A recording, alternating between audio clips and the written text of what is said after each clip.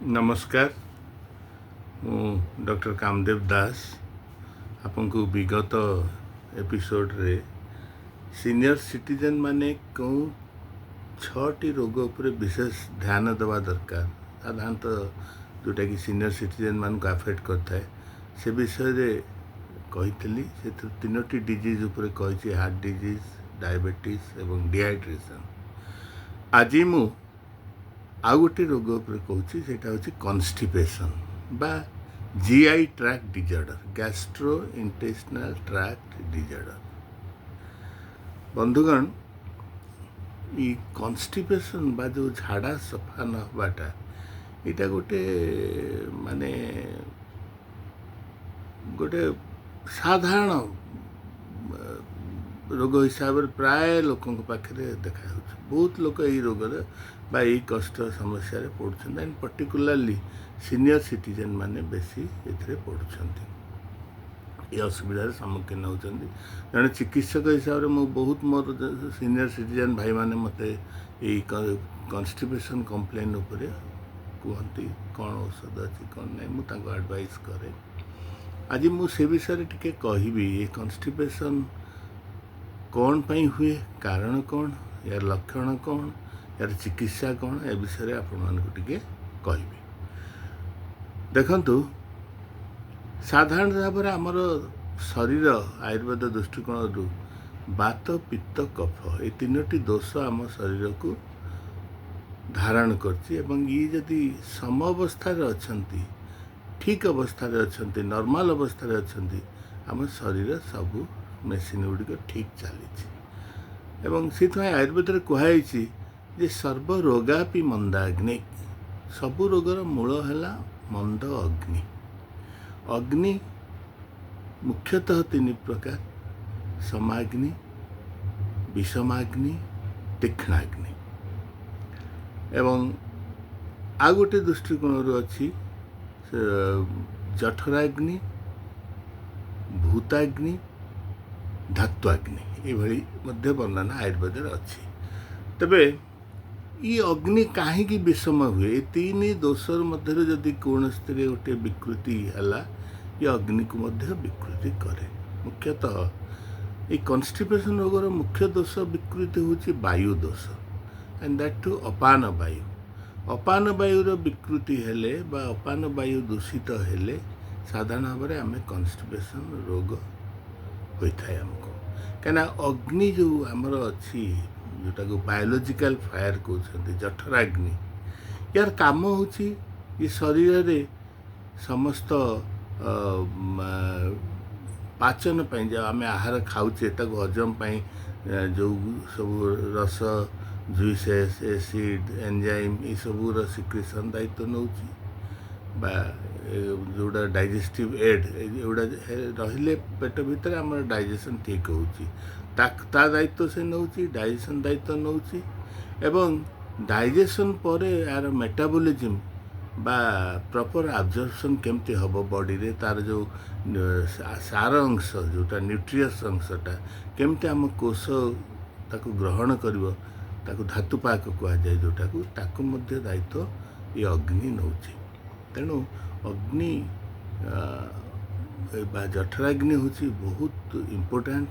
जदि आमर अग्नि ठीक अच्छी जदि आम घरे भात रांधुचे भात जदि आम चुली आम ठीक निआ नदबा भात हबारे डेरी हम भात हेनी कंचा रही टाण रही तो सेमती कथा पेट भितर मध्य गोटे अग्नि अच्छी जोटा आम बायोलॉजिकल फायर कहे ये जदि बात दोष द्वारा दूषित हो ताहले आमर ये जो डाइजेशन प्रोसेस आउ ये जो मेटाबॉलिक एब्जॉर्प्शन बाट खाद्य को ट्रांसफॉर्मेशन करिवो सिंप्लिफिकेशन करिवो ट्रांसफॉर्मेशन करिवो एवं वेस्ट प्रोडक्ट को अलगा करिवो ये सबूर दायित्व जठराग्नि नौ मुख्यतः भाव में बात दोष नौ। जो बात पित्त कफ नॉर्मल अवस्था 3टा काम कर बात है माने जो ट्रांसफॉर्मेशन आम जो खाद्य खाऊे तार स्वरूप परिवर्तन कर चेंज कर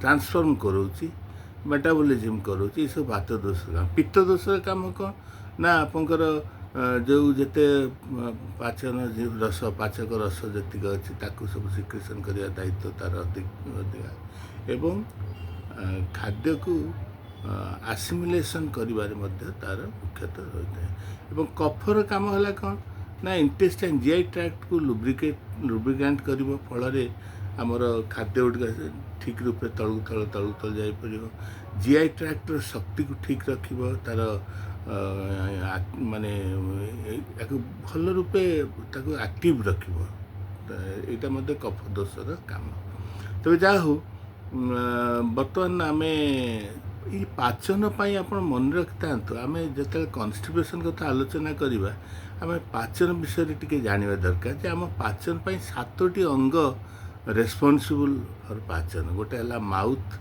गोटे है स्टोमक 2 3 है स्मॉल इंटेस्टाइन 4 है लिभर 5 है गॉल ब्लैडर 6 है लार्ज इंटेस्टाइन एवं 7 है पैनक्रियाज ये 7टा ब्रांच जदि ठीक से काम कला आपन जानवे आप खाद्यटी ठीक रूपे हजम है जदि खाद्य ठीक रूपे हजम है आप शरीर वृद्धि है ग्रोथ है आप इम्यूनिटी बढ़ सब बढ़ यह कथा जो आम आहार को माने खाऊे आम तार न्यूट्रिशन जोटा कार्बोहाइड्रेट प्रोटीन आउ फैट ये 3टा जिनस आम तो खाद्य ग्रहण करते यार सार अंश जोटा यथा कार्बोहाइड्रेट रहा आपंकर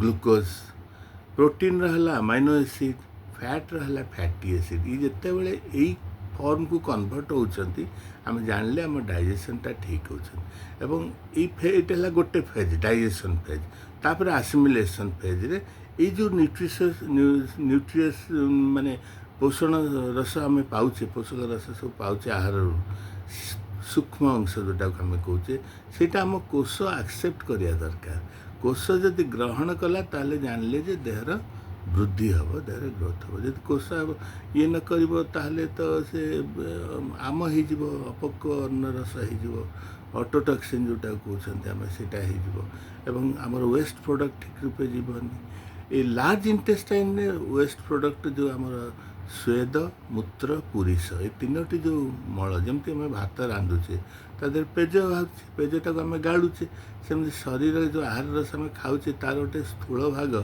मल हिसाब से परिस्रा हिसाब से झाड़ हिसाब से जाऊँगी एगुड़ा सब कहुए वेस्ट प्रोडक्ट बा एक्सक्रीटोरी प्रोडक्ट ये सब जब ठीक रूप न जीव ये लार्ज इंटेस्टाइन रोल बहुत कहीं लार्ज इंटेस्टाइन पेरिस्टालसिस मूवमेंट गोटे हुए कंट्राक्शन फॉलोड बाय रिलैक्सेशन यहाँ तो ही खाद्यर जो स्थूल अंशटा मल अंशटा तलू जाए रेक्टालिए जाए आम घरे जमी आम नला ताकू आम सफा न करवा ब्लॉक हो गला ताले नला फुलिक मलिया जिनस गुड़ा बाहर को रमती खाद्य जदि लार्ज इंटेस्टाइन आमर मलटा ठीक रूपे बाहर को न बाहरला ताहले मध्य पेट गंडल हम जीआई ट्रैक्ट डिजार्डर हम यह सब कथा तेणु आपण झाड़ाटा निहाती भाव में ठीक रूपे हवा दरकार तो ये झाड़ा न हबार लक्षण कौन कौन है आम जाना जे झाड़ा हो नहीं ना झाड़ाटा कठिन हम हार्ड हम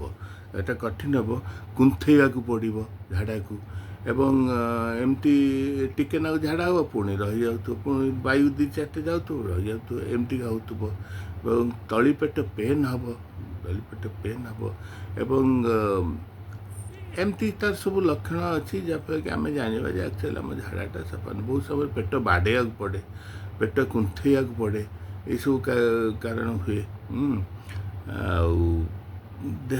देह हेवीनेस लगे गुरुता लगे मांदा लगे मलद्वार जमी माने पोड़ा भाया लगे मलद्वार कष्ट हुए ये सब कारण गुड़ा तार सब हम ता छड़ा जिते तल पोर्सन ब्लॉक हो ऊपर पोर्सन को अर्थात भोक भल हेनी खाया को इच्छा हेनी बांति लगे मुंड बुलेब ये सब केतोड़े प्रोब्लेम लक्षण सब देखा एवं कारण गुड़िक है जदि आम खाद्य जदि आम तंतु जातीय खाद्य कम खाइबा जदि पानी कम पीवा जदि आम मद्य एवं रुक्ष ଶୀତଳ ଏଇସବୁ ଜାତୀୟ ଯଦି ବେଶୀ ଖାଇବା ଏବଂ ଆଳସ୍ୟତା କରିବା, ବ୍ୟାୟାମ କରିବାନି, କିଛି କରିବାନି ଏବଂ ଭଲ ରୂପେ ଶୋଇବାନି, ନିଦ୍ରା ମଧ୍ୟ ଭଲ ରୂପେ ନେବାନି ଏବଂ ବିଭିନ୍ନ ରୋଗ ମଧ୍ୟ ଅଛି ଯାହାର ଯେଉଁ ରୋଗ କାରଣରୁ ମଧ୍ୟ କନଷ୍ଟିପେସନ୍ ହୁଏ, ତାକୁ ସବୁ ଏଇସବୁ କାରଣରୁ ଝାଡ଼ା ସଫା ଠିକ୍ସେ ହୁଏ ନାହିଁ। ତେବେ ଏଇ କନଷ୍ଟିପେସନ୍କୁ ଆମେ ଦୁଇଟା ଫ୍ୟାକ୍ଟ ଭଲ ମନେ ରଖିଥାନ୍ତୁ। ଯଦି ଆମେ ଏଇ 7ଟା ଅର୍ଗାନ୍ ଯିଏକି ଡାଇଜେସନ୍ ପାଇଁ ରେସ୍ପନ୍ସିବୁଲ୍ ତାକୁ ବି ଜଗିବାକୁ, ଖାଲି ଝାଡ଼ାଟା ଔଷଧ ଖାଇକି ସଫା କରିଦେଲେ କିଛି ଲାଭ ହେବନି। ଯଦି ଆମର ପାଚନ ଶକ୍ତି, ପାଚନ କ୍ରିୟାଟାକୁ ଯଦି ଠିକ୍ ଆମେ କରେଇଦେବା ତାହେଲେ କନଷ୍ଟିପେସନ୍ ମଧ୍ୟ ଆପେ ଆପେ ଠିକ୍ ହେଇଯିବ। ସେଥିପାଇଁ ଧରନ୍ତୁ ମୁଁ କହିଲି ପାଟି ଗୋଟେ ହେଲା, କ'ଣ ହେଉଛି ନା ସେଥିରେ ସାଲାଇଭା ସିକ୍ରେସନ୍ ହେଉଛି।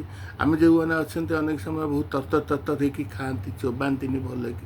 ନ ଚୋବାଇବା ଦ୍ୱାରା ଆମର ମାନେ ତାର ଟ୍ରାନ୍ସଫର୍ମେସନ୍ ଫୁଡ଼୍ର ଠିକ୍ସେ ହେଇପାରେନି, ଫଳରେ ଏବଂ ସାଲାଇଭାଟା ଭଲ ରୂପେ ମିଶିପାରେନି। ସାଲାଇଭାଟା ହେଲା ଆଲକାଲିନ୍ ମିଡ଼ିଆ, ସେ ଯଦି ଭଲ ରୂପେ ମିଶିବ ସେ ଯାଇ ପେଟରେ ଯେଉଁ ହାଇଡ୍ରୋକ୍ଲୋରିକ୍ ଏସିଡ଼୍ ଅଛି ଷ୍ଟୋମାକ୍ରେ, ସେ ତାକୁ ନ୍ୟୁଟ୍ରାଲାଇଜ୍ କରିବ ନର୍ମାଲି, ଯେଉଁଟା ଅଧିକା ଏସିଡ଼ିଟି ଥିବ। ତେଣୁ ଏଇସବୁ ଜିନିଷକୁ ଦେଖିବା କଥା। ଖାଦ୍ୟ ଜମା ତରତରି ଖାଇବେନି। ଖାଦ୍ୟ ତନ୍ତୁ ଜାତୀୟ ଫାଇବ୍ରସ୍ ଫୁଡ଼୍ ଯେତେ ଖାଇବେ, ଅଟା, ଗହମ, ମିଲେଟ୍, ଯବ, ବାଜରା, ଏଇ ଟାଇପ୍ ମକା, ଏଇସବୁ ଜାତୀୟ ଖାଦ୍ୟ ଯେତେ ଖାଇବେ, ଫ୍ରେଶ୍ ଫଳ ଖାଇବେ, ଫ୍ରେଶ୍ ପରିବା ଖାଇବେ, ସବୁ ପ୍ରକାର ପରିବା ଖାଇବେ, ମିଲ୍କ ପ୍ରଡ଼କ୍ଟ ଗୁଡ଼ାକ ଯେତେ କମ୍ କରିବେ। ଦହି ଯେହେତୁ ଗୋଟେ ପ୍ରୋବାୟୋଟିକ୍, ଦହିଟିଏ ଖାଇପାରିବେ, ଆଉ ବ୍ୟାୟାମ କରିବେ, ପ୍ରତିଦିନ କିଛି କିଛି ବ୍ୟାୟାମ କରିବେ, ମଦ୍ୟପାନ କରିବେନି, ଆଉ ହାଇଡ୍ରେସନ୍ ରଖିବେ, ସବୁବେଳେ ପାଣି ସଫିସିଏଣ୍ଟଲି ପିଇବେ। ବହୁତ ଲୋକ ମୁଁ ଦେଖିଛି ଝାଡ଼ା ସଫା ନେବାର ମୁଖ୍ୟ କାରଣ ହେଲା ପାଣି ସଫା ନ ହେବା। ଆଜିକାଲି ପେଟ ରୋଗକୁ 2 ପ୍ରକାର କୁହାଯାଇଛି। ଗୋଟେ ହେଲା ନାହିର ଉପରକୁ ଆମେ କହୁଛେ ଏସିଡ୍ ପେପ୍ଟିକ୍ ଡିଜିଜ୍, ଏବଂ ନାହିର ତଳ ଅଂଶକୁ ଆମେ କହୁଛେ IBS, ଇରିଟେବୁଲ୍ ବାୱେଲ୍ ସିଣ୍ଡ୍ରୋମ୍। ସୋ ଏଇ 2ଟା ଜିନିଷ, IBS ମଧ୍ୟ ଗୋଟେ କାରଣ ଯେଉଁଟାକୁ ଆମେ ଗ୍ରହଣୀ କହୁଛେ ବା ଡିସେଣ୍ଟ୍ରି କହୁଛେ, ନାଳ ଦୋଷ ରହୁଛି, ମ୍ୟୁକସ୍ ହେଉଛି, ନାଳରେ ରହୁଛି, ଏସବୁ ଜିନିଷ ହେଲେ ମଧ୍ୟ କନଷ୍ଟିପେସନ୍ ହେବନି। ବହୁ ସମୟରେ ଏକଦମ ଝାଡ଼ାଟା ପୁରା ଛେଳି ଲେଣ୍ଡି ଭଳିଆ ଟାଣ ହେଇକି ମଧ୍ୟ ଝାଡ଼ା ରହିବ। ଏସବୁ ଲକ୍ଷଣ ଯଦି ରହିବ ଆମେ ଜାଣିବା ଆମକୁ କନଷ୍ଟିପେସନ୍ ହେଉଛି। ବର୍ତ୍ତମାନ ଏହାର ଚିକିତ୍ସାକୁ ଆମେ ଦୃଷ୍ଟି ଦେବା। ଚିକିତ୍ସାରେ ଦେଖନ୍ତୁ, ଆମେ ପ୍ରଥମେ ଦେଖିବା ଯେ ଆମର ରୋଗୀର ପିତ୍ତ ଅଂଶ କ'ଣ ଅଛି, ଅମ୍ଳ ପିତ୍ତ ଅଛି କି, ଏସିଡ଼ିଟି ଅଛି କି। ଯଦି ଏସିଡ଼ିଟି ଥିବ ଆଗ ତାର ମଧ୍ୟ ଔଷଧ ଆମେ ଖାଇବା, ଯେମିତି ଅଭିପତିକର ଚୂର୍ଣ୍ଣ, ସୂତଶେଖର ରସ, ଅଭ୍ର ରସାୟନ, ଏଇଭଳିଆ ବହୁତ ଭଲ ଭଲ ଲଘୁ ସୂତଶେଖର ରସ, ଏଇଭଳି ବହୁତ ଭଲ ଭଲ ଔଷଧ ଆୟୁର୍ବେଦରେ ଅଛି। ଚିକିତ୍ସକଙ୍କ ପରାମର୍ଶ ନେଇକି ଆପଣ ଆଗ ଏସିଡ଼ିଟିଟାକୁ କମେଇବେ, ଏଇଟା ହେଉଛି ଭେରି ଇମ୍ପୋର୍ଟାଣ୍ଟ। ଦ୍ୱିତୀୟ ହେଲା ଝାଡ଼ା କରେଇବା ଔଷଧ। ଆମେ ଯଦି ନର୍ମାଲି ଟିକେ ଝାଡ଼ା କରେଇବା ନ୍ୟାଚୁରାଲ୍ ଜିନିଷ ଗୁଡ଼ା ଯଦି ଖାଉଥିବା, ଯଥା ତ୍ରିଫଳା ହେଲା, ହରିଡ଼ା ହେଲା, ଇସବଗୁଲ ଭୁସି ହେଲା, ଆପଣଙ୍କର ପଇଡ଼ ପାଣି ହେଲା, ଏଇସବୁ ଜିନିଷ ଗୁଡ଼ା ଖାଦ୍ୟରେ ଯଦି ଆମେ ଟିକେ ଟିକେ ଖାଉଥିବା ତ ନର୍ମାଲି ଆପଣ ଝାଡ଼ାଟା ଠିକ୍ ହେବ। ଆମେ ତ ତାକୁ ଖାଉନେ। ତେଣୁ ଆୟୁର୍ବେଦରେ ଯେଉଁ ଔଷଧ ଅଛି ସେ ମୁଖ୍ୟତଃ 3 ପ୍ରକାର ଅଛି। ଗୋଟେ ହେଲା ମୃଦୁ ବିରେଚକ ବା ଲାକ୍ଜେଟିଭ୍ ତାକୁ କହୁଛେ, ଗୋଟେ ହେଲା ପର୍ଗେଟିଭ୍ ମାନେ ବିରେଚକ, ଏବଂ ଆଉ ଗୋଟେ ହେଲା ଡ୍ରାଷ୍ଟିକ୍ ପର୍ଗେଟିଭ୍ ତୀକ୍ଷ୍ଣ ବିରେଚକ। ଏଇଭଳି ଔଷଧ ଗୁଡ଼ିକ 3 ଭାଗରେ ରହିଛି। ଚିକିତ୍ସକ ରୋଗୀର କେଉଁ ଅବସ୍ଥା, କେଉଁରେ ରହିଛି କନଷ୍ଟିପେସନ୍ଟା, ତାକୁ ନଜର କରିକି ମେଡ଼ିସିନ୍ ଡିସାଇଡ଼୍ କରିବ। ଧର ଆପଣଙ୍କର ମୃଦୁ ବିରେଚକ, ମାଇଲ୍ଡ ଲାକ୍ଜେଟିଭ୍ ଭିତରେ ଆମେ ତ୍ରିଫଳା ଚୂର୍ଣ୍ଣ ନେବା, ହରିଡ଼ା ଚୂର୍ଣ୍ଣ ନେବା, ଆମେ ହରିତକୀ ଖଣ୍ଡ ନେବା, ଆମେ ବୈଶ୍ୱାନର ଚୂର୍ଣ୍ଣ ନେବା। ଏଇସବୁ ଜିନିଷ ଜାତୀୟ ଔଷଧ ଆମେ ଯଦି ଖାଇବା, ଇସବଗୁଲ ଭୁସି ରାତିରେ ଭିଜେଇକି ତାକୁ ଖାଇବା, କାରଣ ଇସବଗୁଲ ଭୁସିଟା ଗୋଟେ ମେକାନିକାଲ୍ ପ୍ରେସର୍ କରେ। ଯେତେବେଳେ ପାଣିରେ ଫୁଲିଯାଏ ସେ ଇଣ୍ଟେଷ୍ଟାଇନ୍ରେ ପେରିଷ୍ଟାଲସିସ୍ ମୁଭମେଣ୍ଟଟାକୁ ଡେଭଲପ୍ କରେ। ତ ଏଇଗୁଡ଼ା ନେଇବା। ଏବଂ ବିରେଚକ ଦ୍ରବ୍ୟରେ ଆମର ଯେଉଁ ଔଷଧିରେ ସୁନାମୁଖୀ ଅଛି, ତିହୁଡ଼ି ଅଛି, ଆପଣଙ୍କର ଏଇସବୁ ଟାଇପ୍ର ଦ୍ରବ୍ୟ ଯେଉଁ ଔଷଧରେ ଅଛି ଆୟୁର୍ବେଦରେ ତାକୁ ଆମେ ନେଲେ ତାକୁ କୁହାଯାଏ ବିରେଚ, ଯେଉଁଟା ଟିକେ ହାର୍ଡ଼, ଝାଡ଼ା ଆଉ ଟିକେ କଠିନ ଅଛି। ଯଥା କ'ଣ ଅଛି ନା ଆୟୁର୍ବେଦରେ ଦେଖନ୍ତୁ ଗୋଟେ ଅଛି ପଞ୍ଚସକାର ଚୂର୍ଣ୍ଣ। ଏଇ ଯେଉଁ 5ଟି ଦ୍ରବ୍ୟ ତା ଦେହରେ ଅଛି, ତା'ର ଆରମ୍ଭଟା ବୋଲି ୟା ନାଁ ହେଲା ପଞ୍ଚସକାର ଚୂର୍ଣ୍ଣ। ସୈନ୍ଧବ ଲବଣ, ଶିବା, ସୁନାମୁଖୀ ପତ୍ର, ଶୁଣ୍ଠି, ଏଇଭଳି 5ଟା ଜିନିଷ ଅଛି ଯେଉଁଥିରେ ଏଇଟାକୁ ଗୁଣ୍ଡ କରିକି ସମାନ ପରିମାଣ ନେଇ ଗୁଣ୍ଡ କରିକି ଯଦି ଚାମଚେ ରାତିରେ ଖାଇବା ଝାଡ଼ାଟି ସଫା ହେବ। ପଞ୍ଚସକାର ଚୂର୍ଣ୍ଣ ଆଉ ଷଟ୍ସକାର ଚୂର୍ଣ୍ଣ ଏଇଗୁଡ଼ା ଖାଇପାରିବା ଆମେ, ଅତି ଉପାଦେୟ ଔଷଧ। ମାନେ ଆୟୁର୍ବେଦରେ ସରଳ ଭେଦି ଗୋଟେ ଔଷଧ ଅଛି। ଆଉ ଆଜିକାଲି ଆଧୁନିକ ଫାର୍ମାସି ମାନେ ମଧ୍ୟ ବହୁତ ଭଲ ଭଲ ପ୍ରଡ଼କ୍ଟ ସବୁ ମାର୍କେଟକୁ ବାହାର କଲେଣି, ଯେଉଁଥିରେ ମଧ୍ୟ ଝାଡ଼ା ସଫା ପାଇଁ ଆପଣମାନେ ମାର୍କେଟରେ ଦେଖୁଥିବେ ଇଏ କବ୍ଜହର, କାୟମ ଚୂର୍ଣ୍ଣ, ପେଟ ସଫା, ନାନା ପ୍ରକାର ଆଡ଼ଭର୍ଟାଇଜମେଣ୍ଟ ସବୁ ଆସୁଛି। ପାତଞ୍ଜଳିର ଅଛି ଗୋଟେ ଶୁଦ୍ଧି ଚୂର୍ଣ୍ଣ, ବହୁତ ଭଲ ଔଷଧ, ସେଇଟା ମଧ୍ୟ ଅଛି। ଏମିତି ମାର୍କେଟରେ ବିଭିନ୍ନ କମ୍ପାନୀମାନେ ବିଭିନ୍ନ ଔଷଧ ଅଛନ୍ତି, ଚିକିତ୍ସକଙ୍କର ପରାମର୍ଶ ନେଇକି ଆପଣ ତାକୁ ଖାଇପାରିବେ। ଆଉ ଡ୍ରାଷ୍ଟିକ୍ ପର୍ଗେଟିଭ୍ ହେଲା ଯେଉଁଠିକି ଆପଣଙ୍କର ମାନେ ଝାଡ଼ାଟା ପୁରା ଏକଦମ ଟାଣ ହେଇକି ଥିବ, ହାର୍ଡ଼ ହେଇକି ଥିବ, 7 ଦିନରେ ଥରେ ଝାଡ଼ା ହେଉଥିବ, 4 ଦିନରେ ଥରେ ଝାଡ଼ା ହେଉଥିବ, ସେଥିପାଇଁ ଗୋଟେ ଏମିତି ଔଷଧ ଅଛି ଯେଉଁଥିରେ ଜୟପାଳ ବୀଜ ଥାଏ। ଜୟପାଳ ଜମାଲ ଗୋଟା ଯେଉଁଟା ହିନ୍ଦୀରେ କହନ୍ତି, ଏଇ ଜୟପାଳ ବୀଜ ଥିବା ଔଷଧ ଯଦି ଖାଇବେ, ଯଥା ଇଚ୍ଛାବେଧି ରସ, ଆମର ଆୟୁର୍ବେଦରେ ଗୋଟେ ଅଛି ଔଷଧ ଇଚ୍ଛାବେଧି ରସ, ଅଭୟାଦି ବଟି, ଏଇସବୁ ଅଛି ବିଭିନ୍ନ ଇଏର, ଅଶ୍ୱକଞ୍ଚୁକୀ ରସ ଅଛି, ଏଇଭଳିଆ ଔଷଧ ଅଛି ଯେଉଁଗୁଡ଼ିକ ଯେଥିରେ ଜୟପାଳ ବୀଜ ଅଛି। କୁହାହେଇଛି ଇଚ୍ଛାବେଧି ରସ ଆପଣ ଖାଇକି ଯଦି ଯେତେ ଥର ଚିନି ପାଣି ପିଇବେ ବା ସରବତ ପିଇବେ ସେତେ ଥର ଝାଡ଼ା ହେବ। ଇଏ ଗୋଟେ ଏତେ ଡ୍ରାଷ୍ଟିକ୍ ପର୍ଗେଟିଭ୍ ଔଷଧ। ତେଣୁ କେଉଁ ଅବସ୍ଥାରେ ଆପଣଙ୍କ କନଷ୍ଟିପେସନ୍ଟା ଅଛି ତାକୁ ନଜର କରିକି ଚିକିତ୍ସକର ପରାମର୍ଶ ନେଇ କିମ୍ବା ଯଦି ଆପଣ ମୋର ସହିତ କଣ୍ଟାକ୍ଟ କରିବେ, ମୋର ଫୋନ୍ ନମ୍ବର ତ ଜାଣିଛନ୍ତି ଆପଣମାନେ, ତଥାପି କହିଦେଉଛି 9437966488। ଏଇଭଳିଆ ଏଇ ନମ୍ବରରେ ଆପଣ ଯଦି ମୋତେ ଫୋନ୍ ବି କରିବେ, ମୁଁ ଆପଣଙ୍କୁ ଆଡ଼ଭାଇସ୍ କରିବି କେଉଁ ଔଷଧ ଖାଇବା ପାଇଁ।